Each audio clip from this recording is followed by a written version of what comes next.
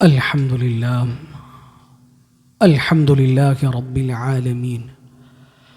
الحمد لله الذي أنزل على عبده الكتاب ولم يجعل له عوجا.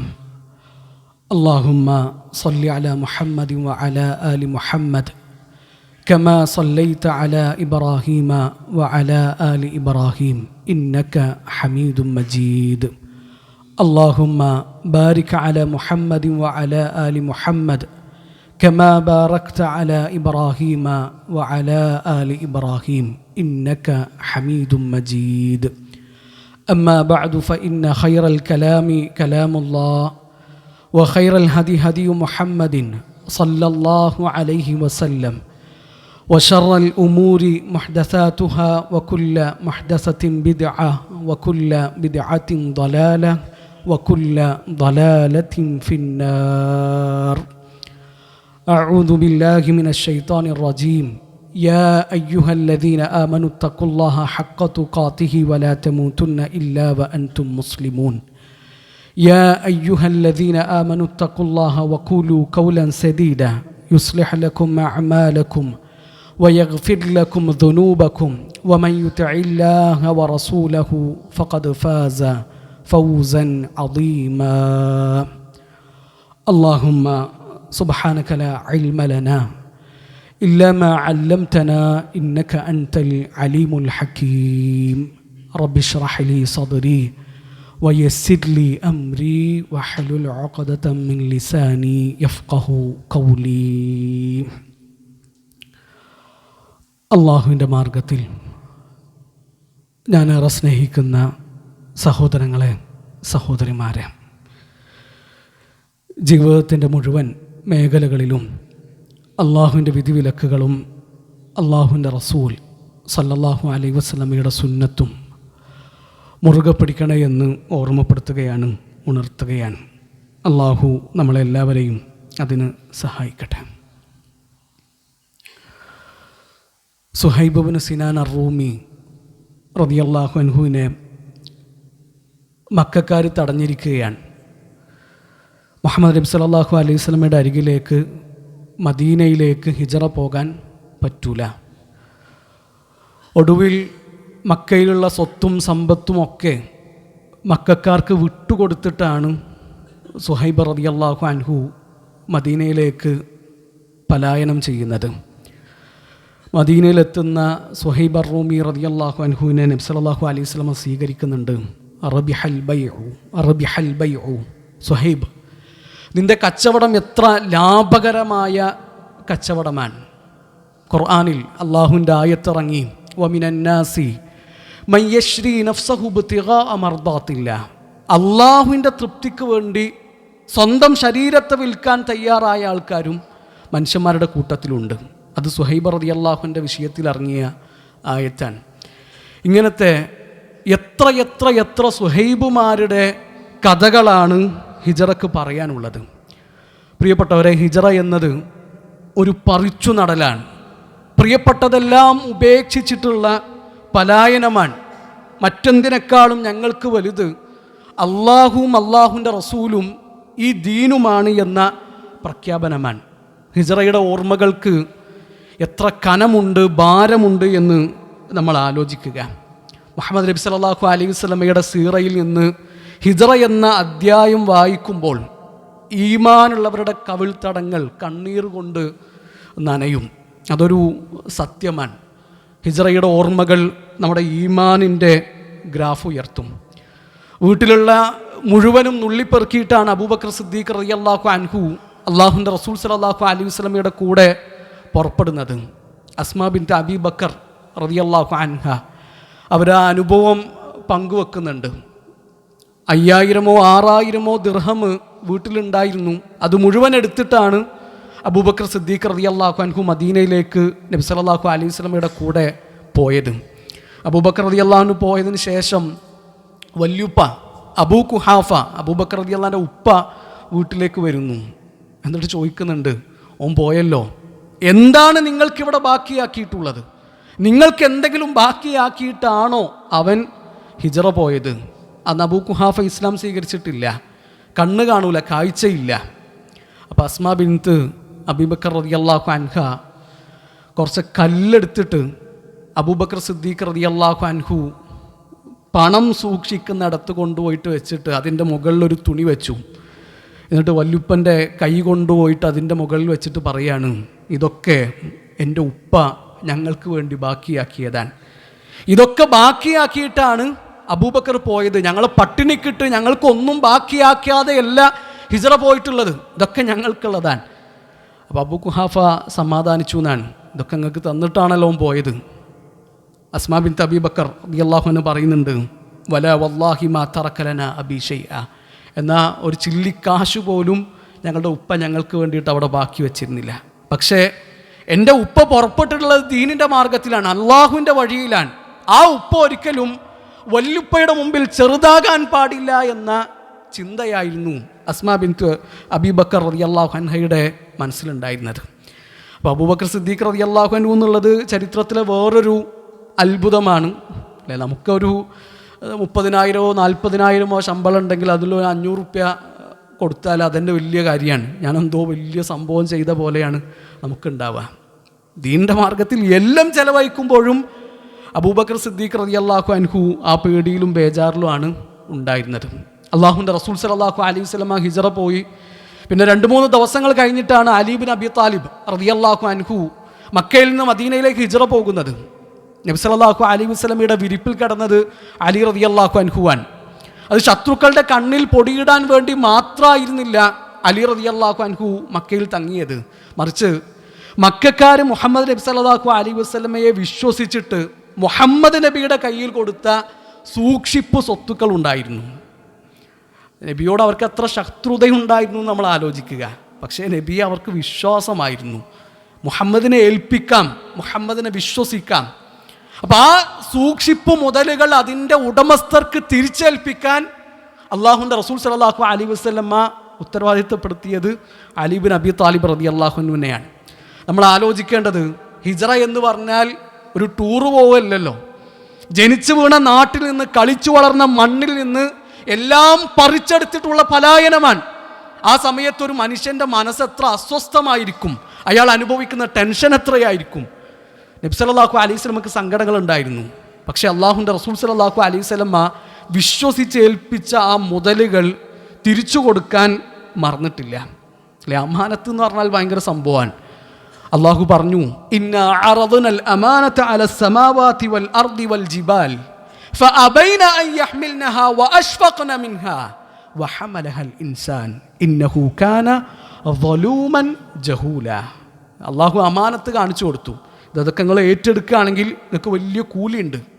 ആ അമാനത്തിൻ്റെ കാര്യത്തിൽ നിങ്ങൾ വീഴ്ച വരുത്തുകയാണെങ്കിൽ നിങ്ങൾക്ക് വലിയ ശിക്ഷയുമുണ്ട്.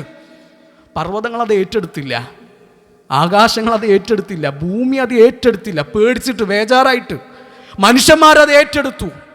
അള്ളാഹു പറയാണ്, ഇന്നഹു കാന ദലൂമൻ ജഹൂല, അവൻ അങ്ങേയറ്റത്തെ അക്രമിയാണ്, അവിവേകിയാണ്.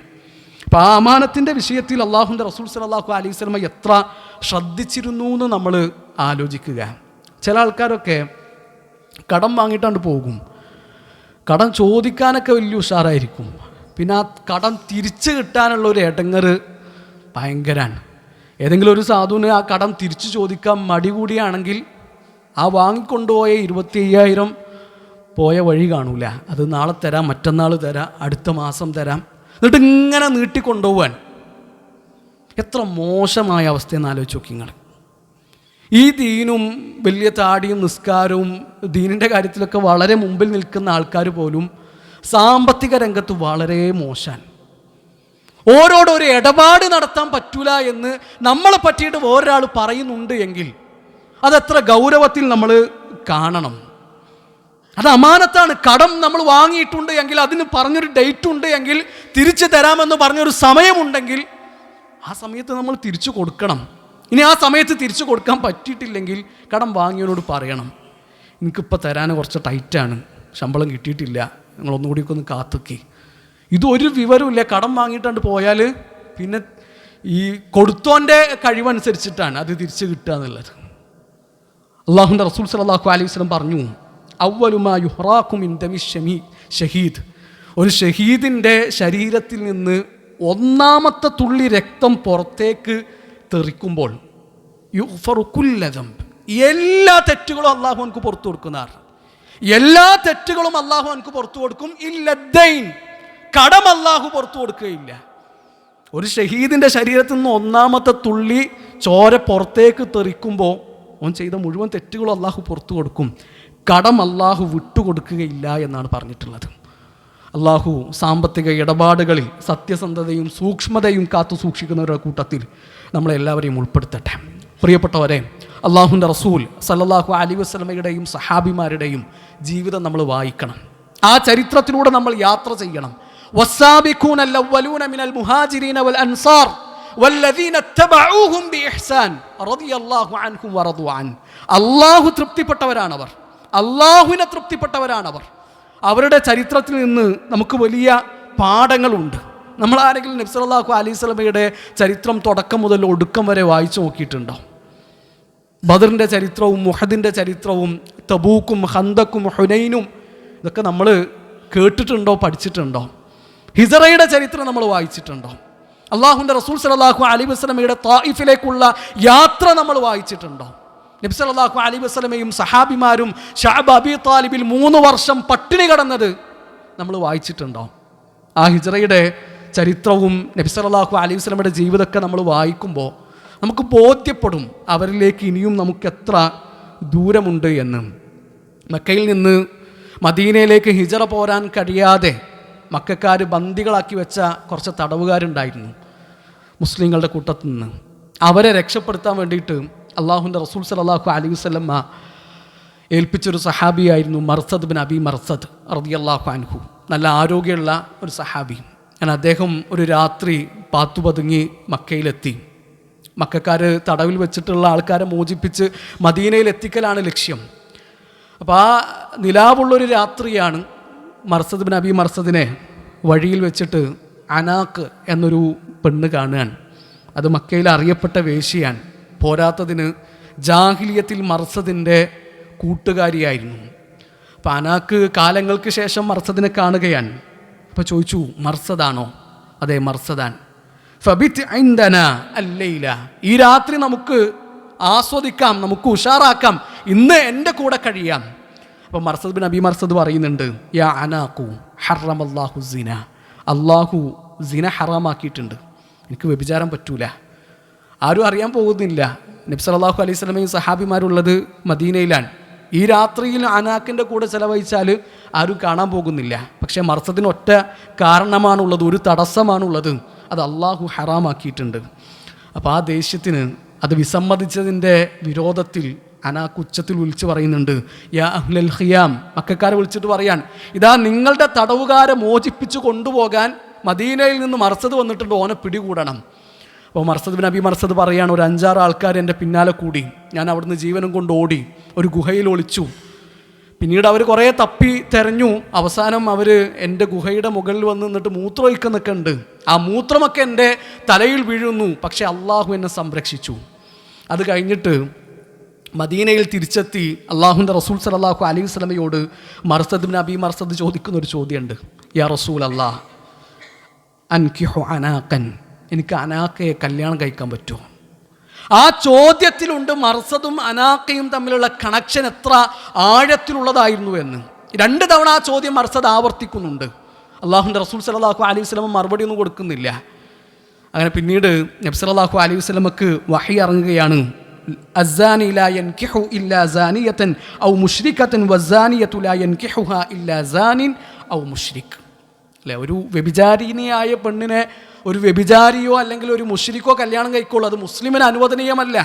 ആ ആയത്തിറങ്ങിയതിന് ശേഷമാണ് അള്ളാഹുവിൻ്റെ റസൂൽ സല്ലല്ലാഹു അലൈഹി വസല്ലം മർസദിന് മറുപടി കൊടുക്കുന്നത്. മർസദ് അംഗീകരിച്ചു, പ്രശ്നമില്ല. അള്ളാഹു പറഞ്ഞതാണോ അള്ളാഹുവിൻ്റെ റസൂൽ പറഞ്ഞതാണോ അത് അംഗീകരിക്കാൻ ഞങ്ങൾ റെഡിയാണ്. അള്ളാഹുവിന് വേണ്ടിയിട്ട് നമ്മളൊരു കാര്യം മാറ്റി വെച്ചിട്ടുണ്ടെങ്കിൽ അതിന് പകരം എൻ്റെ റബ്ബ് അതിനേക്കാളും നല്ലത് തരുമെന്ന തിരിച്ചറിവ് സഹാബിമാർക്കുണ്ടായിരുന്നു. ഈ മർസദൊക്കെ ഹിജ്റയുടെ ഓർമ്മകളിലുള്ളതാണ്. പ്രിയപ്പെട്ടവരെ, മർസദിനെ നമുക്കറിയുമോ? അബൂബക്കറിനെ നമുക്കറിയുമോ? നമ്മുടെ മക്കൾക്ക് അറിയുമോ? ഖാലിദ് ഇബ്നു വലീദിനെയും സുമയ്യയെയും നമ്മുടെ കുട്ടികൾക്ക് അറിയുമോ? നമുക്കറിയുമോ? സഹാബിമാരെ അടുത്തറിയുക എന്നുള്ളത് ഏറ്റവും പ്രധാനപ്പെട്ട സംഗതിയാണ്. ഹബ്ബു സഹാബത്തി കുല്ലിഹിം ലി മദ്ഹബു വ മവദ്ദത്തുൽ ഖുർബാ ബിഹാ അതവസ്സലു. ഓരോ സഹാബിയെയും സ്നേഹിക്കുക എന്നത് നമ്മുടെ അഖീദയാണ്, നമ്മുടെ വിശ്വാസമാണ്. സഹാബിമാരെ അടുത്തറിയാതെ നമുക്ക് എങ്ങനെയാണ് അവരെ സ്നേഹിക്കാൻ കഴിയുക? ഇപ്പോൾ വേൾഡ് കപ്പ് നടക്കുമ്പോൾ പോർച്ചുഗലിൻ്റെയും അർജൻറ്റീനയുടെയും ബ്രസീലിൻ്റെയൊക്കെ സ്കോഡ് ചോദിച്ചാൽ അത് മണിയായിട്ട് അക്ഷരം തെറ്റാതെ നമ്മളെ കുട്ടികൾ പറയും, നമ്മളും പറയും. അതാണ് നമ്മളെ അവസ്ഥ എന്ന് പറഞ്ഞാൽ. ഒരു 10 സഹാബിൻ്റെ പേര് ചോദിച്ചാൽ പറയാൻ നമ്മുടെ കയ്യിലില്ല. അപ്പം നമ്മുടെ ഒരു നിലവാരം എന്താണ്, അവസ്ഥ എന്താണ് എന്ന് നമ്മൾ ശരിക്ക് ആലോചിക്കുക. ആദ്യമായിട്ട് സ്വർഗത്തിൽ പ്രവേശിക്കുന്ന ആൾക്കാരെ പറ്റിയിട്ട് നബി സല്ലല്ലാഹു അലൈഹി വസല്ലം സഹാബിമാരോട് ചോദിക്കുന്നുണ്ട്, ഹൽ തദറൂന അവ്വല മൻ യദ്ഖുലുൽ ജന്ന, ആദ്യമായിട്ട് സ്വർഗത്തിൽ പ്രവേശിക്കുന്നവർ ആരാണ് എന്ന് നിങ്ങൾക്കറിയുമോ സഹാബ? അപ്പോൾ അവർ പറഞ്ഞു അല്ലാഹു വ റസൂലുഹു അലം. അത് സഹാബിമാരുടെ ഒരു മര്യാദയാണ്. അവരോട് നബി എന്തെങ്കിലും ചോദ്യങ്ങൾ ചോദിച്ചാൽ അള്ളാഹുവിൻ്റെ റസൂലാണ് ഏറ്റവും നന്നായിട്ട് അറിയുന്നവൻ എന്നാണ് അവർ മറുപടി കൊടുത്തിരുന്നത്.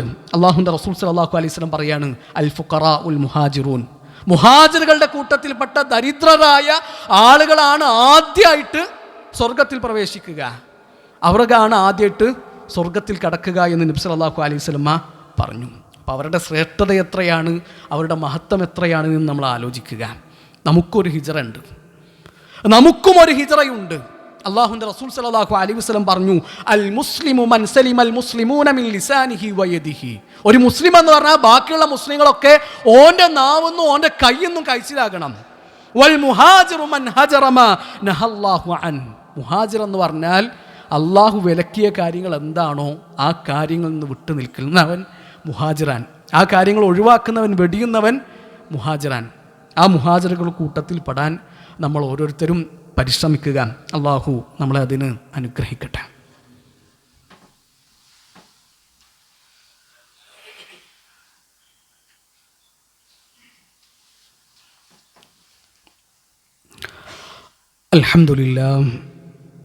അൽഹംദുലില്ലാഹി റബ്ബിൽ ആലമീൻ വസ്സലാത്തു വസ്സലാമു അലാ റസൂലില്ലാഹ് വഅലാ ആലിഹി വസഹ്ബിഹി അജ്മഈൻ. അമ്മാ ബഅദു. ഏറെ പ്രിയം നിറഞ്ഞ സഹോദരങ്ങളെ, സഹോദരിമാരെ, അള്ളാഹുവിനെ സൂക്ഷിക്കണേ എന്ന് ഒരിക്കൽ കൂടി ഓർമ്മപ്പെടുത്തുകയാണ്, ഉണർത്തുകയാണ്. അള്ളാഹു നമ്മളെല്ലാവരെയും അതിന് സഹായിക്കട്ടെ. ഒരു സുഹൃത്തിൻ്റെ കുടുംബത്തിൽ പുതിയ വീടിൻ്റെ പണിയൊക്കെ കഴിഞ്ഞിട്ടുണ്ട്. അവർ കുടിരിക്കലിന് വേണ്ടി വെയിറ്റ് ചെയ്യാൻ. അപ്പം മുഹറം 10 കഴിഞ്ഞിട്ടാണ് കുടിരിക്കൽ പറ്റുള്ളൂ എന്നാണ്. അതിൻ്റെ ഇടയിൽ എന്താ പ്രശ്നം?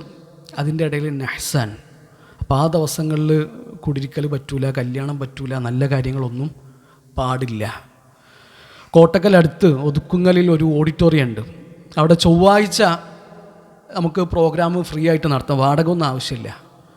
ചൊവ്വാഴ്ചകളാണ് അവിടെ ക്ലാസ്സുകൾ നടക്കാറുള്ളത്.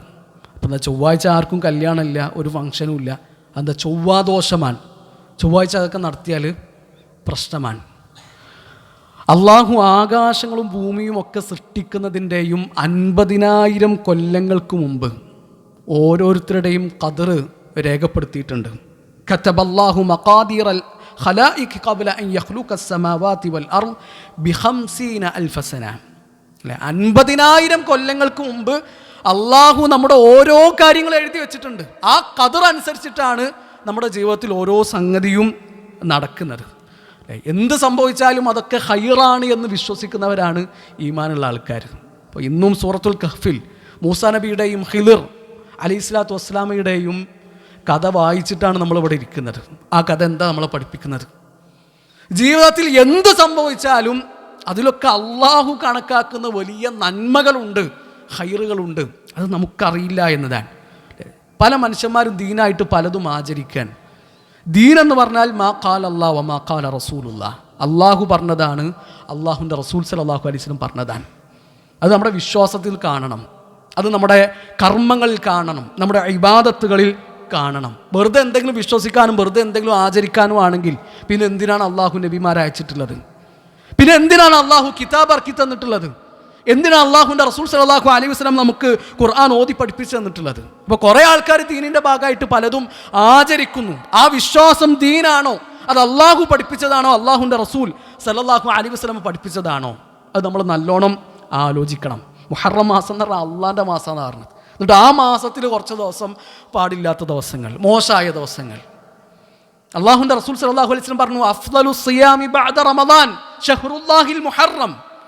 റമദാൻ കഴിഞ്ഞാൽ പിന്നെ ഏറ്റവും ശ്രേഷ്ഠമായ നോമ്പ് അള്ളാഹുവിൻ്റെ മാസമായ മുഹറമിലെ നോമ്പാന്നാണ് പറഞ്ഞത്. ഷഹ്റുല്ലാ, അള്ളാൻ്റെ മാസം എന്നാണ് പറഞ്ഞത്. 12 മാസങ്ങളും അള്ളാൻ്റെ മാസങ്ങൾ തന്നെയല്ലേ, പിന്നെ എന്തുകൊണ്ടാണ് മുഹറമിന് പ്രത്യേകിച്ച് ഷഹ്റുല്ലാ എന്ന് പറഞ്ഞത്? അത് മുഹറമിനുള്ള പ്രത്യേകതയാണ്. അള്ളാഹുലേക്ക് ചേർത്തി പറഞ്ഞാൽ അതിന് ശ്രേഷ്ഠതയുണ്ട്. അപ്പോൾ എല്ലാ ദിവസവും നല്ല ദിവസങ്ങളാണ്. അള്ളാഹു എന്താണ് നമ്മുടെ ജീവിതത്തിൽ കണക്കാക്കിയിട്ടുള്ളത് അതേ നടക്കുള്ളൂ. ഒരു ദിവസം ശകുനത്തിൻ്റെ ദിവസമാണ്, ആ ദിവസം ഒന്നും പറ്റൂല. അങ്ങനത്തെ ഒരു ദീന് അള്ളാഹുവിൻ്റെ റസൂൽ സല്ലല്ലാഹു അലൈഹി വസല്ലമ നമുക്ക് പഠിപ്പിച്ചു തന്നിട്ടില്ല. ഈ മാസത്തിലെ 9-10 ദിവസങ്ങളിലെ നോമ്പ് നമ്മൾ പ്രത്യേകം ശ്രദ്ധിക്കുക.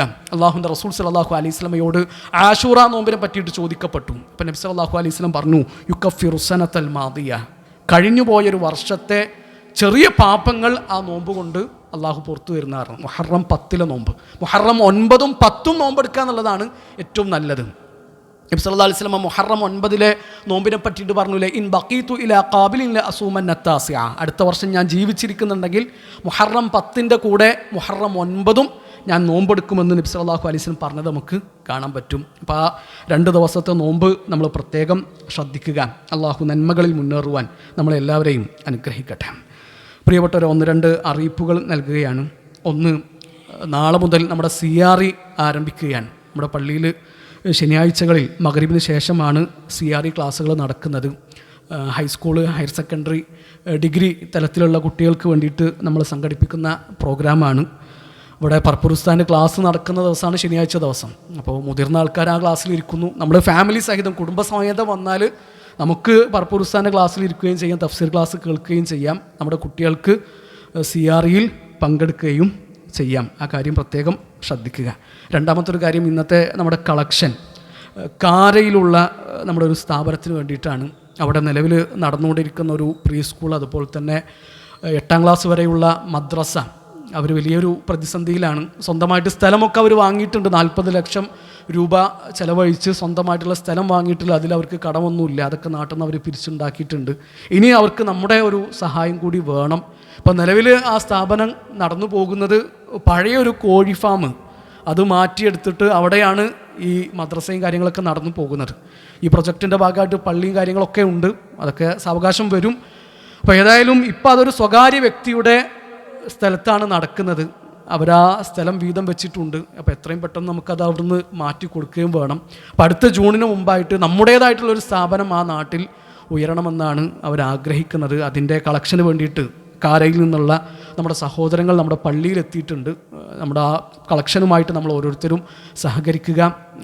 ക്യാഷ് കയ്യിൽ കരുതാത്തവർ QR കോഡ് ഉണ്ട്, ഓൺലൈനായിട്ട് പേ ചെയ്യാനുള്ള സംവിധാനങ്ങളും കാര്യങ്ങളൊക്കെ അവരുടെ അടുത്തുണ്ട്. ആ കളക്ഷനുമായിട്ട് നമ്മൾ ഓരോരുത്തരും സഹകരിക്കുക. അള്ളാഹു നന്മകളിൽ മുന്നേറുവാൻ നമ്മളെല്ലാവരെയും അനുഗ്രഹിക്കട്ടെ. അള്ളാഹുവെ, ഞങ്ങളിത് വന്നു പോയിട്ടുള്ള ചെറുതും വലുതുമായ എല്ലാ തെറ്റുകുറ്റങ്ങളും റഹ്മാനെ നീ ഞങ്ങൾക്ക് പുറത്തു നൽകണമേ. അള്ളാഹുവെ, ഞങ്ങളിൽ രോഗികളായ ആളുകളുണ്ട്, അവരുടെ രോഗങ്ങൾ നീ ശിഫയാക്കി കൊടുക്കണമേ റഹ്മാനെ. അള്ളാഹുവെ, കടം കൊണ്ട് പൊറുതിമുട്ടുന്ന ഒരുപാട് മനുഷ്യരുണ്ട്, അവരുടെ കടങ്ങൾ നീ വീട്ടി കൊടുക്കണമേ റഹ്മാനെ. അള്ളാഹുവെ, ലോകത്തിൻ്റെ പല ഭാഗങ്ങളിലും കഷ്ടപ്പെടുന്ന ഞങ്ങളുടെ സഹോദരങ്ങൾക്ക് നീ സമാധാനവും ശാന്തിയും നൽകണമേ. ربنا لا تزغ قلوبنا بعد إذ هديتنا وهب لنا من لدنك رحمة إنك أنت الوهاب. ربنا لا تزغ قلوبنا بعد إذ هديتنا وهب لنا من لدنك رحمة إنك أنت الوهاب. ربنا لا تزغ قلوبنا بعد إذ هديتنا وهب لنا من لدنك رحمة إنك أنت الوهاب. اللهم أعز الإسلام والمسلمين. اللهم أعز الإسلام والمسلمين. اللهم أعز الإسلام والمسلمين. ربنا اصرف عنا عذاب جهنم إن عذابها كان غراما. ربنا اصرف عنا عذاب جهنم إن عذابها كان غراما. ربنا اصرف عنا عذاب جهنم إن عذابها كان غراما. ربنا آتنا في الدنيا حسنة وفي الآخرة حسنة وقنا عذاب النار. ربنا تقبل منا إنك أنت السميع العليم وتب علينا إنك أنت التواب الرحيم. آمين آمين برحمتك يا أرحم الراحمين.